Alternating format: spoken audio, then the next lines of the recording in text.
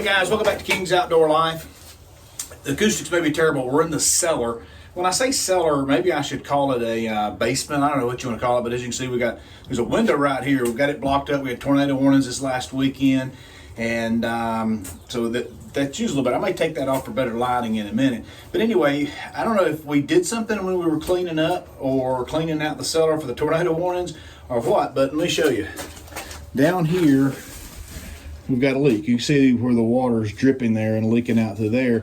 And what happened was these copper supply lines have split in the back. Probably just the fact they're 60, 70 years old. So I've ordered a new sink.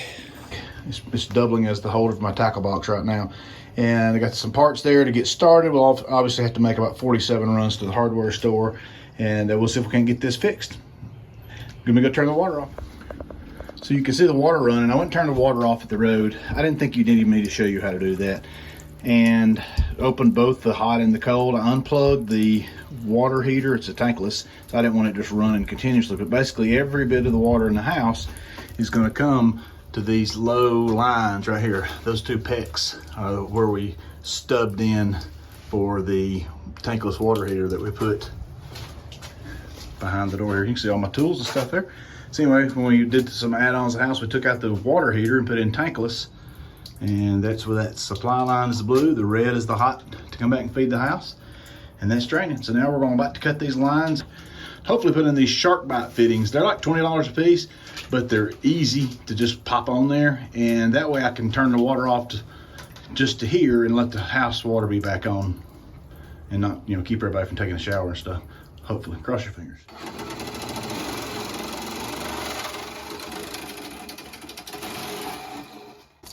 All right, there's that one.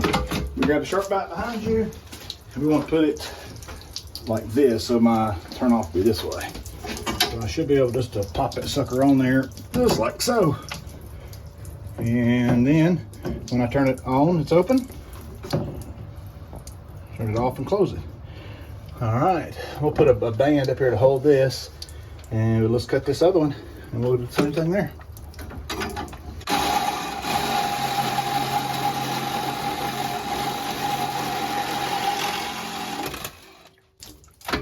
Terrible cut.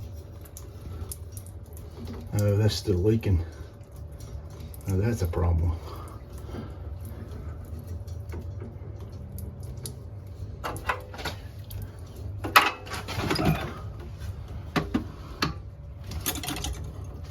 I went and got one of these cutters to make a good smooth cut on that one because I wasn't happy with my cut. And once I had it loose, I was able to get that around there. Got the two shark bites on there. I got water back in the line. You can see it's trying to pull when it's full of water. So I've got to put a band up here to hold these tight. But now I've got the water back onto the house. Let me show you the thing. Do that. Woo.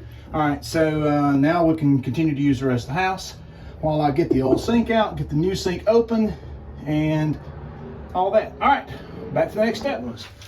Okay, so we got those in place. I found an old hinge, so I screwed that up there to it, and that'll work like a champ. And just so I meant to show you, this is what that shark bite fitting bag looks like. So it's a 1/2 inch by 1/2 inch ball valve, and that 1/2 inch fits the copper like that. So that is that. Now let's get to pulling this sink off the wall and opening the case. Okay, we got one of these P-traps separated here. This is our drain. That'll keep being our drain going forward, so I didn't want to damage that. We got this, so I should be able to pick this up off the wall. Came right off. 60-year-old sink. Came right off. All right, next. I didn't bore you with the, what would you call it? When you put something together, the putting together of? No, what would you call that? Assembly. Yes, some assembly required. Well, all this was in a box and had to all be assembled. But there it is, all assembled.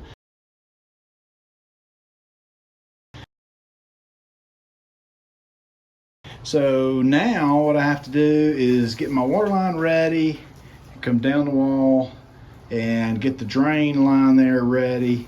So I've got to run to the hardware store, put up 47 tools, and go again.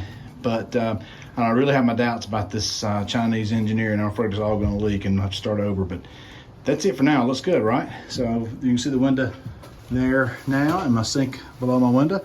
Good spot to clean fish, because if you look outside, there's our private lake where we fish. So clean fish, good luck. Next step. So here's the almost finished product.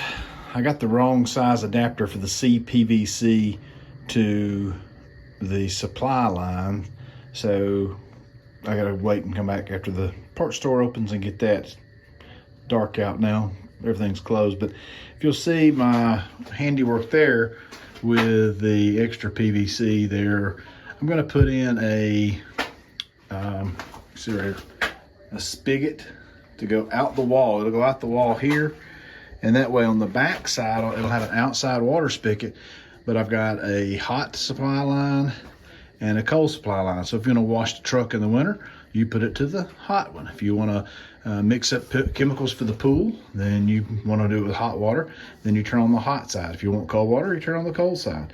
So I'll have an outside spigot with hot or cold water. So that's the project. What do you think? Big improvement from where it was?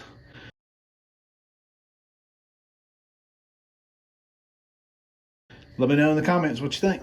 Click like, subscribe. Thanks for watching.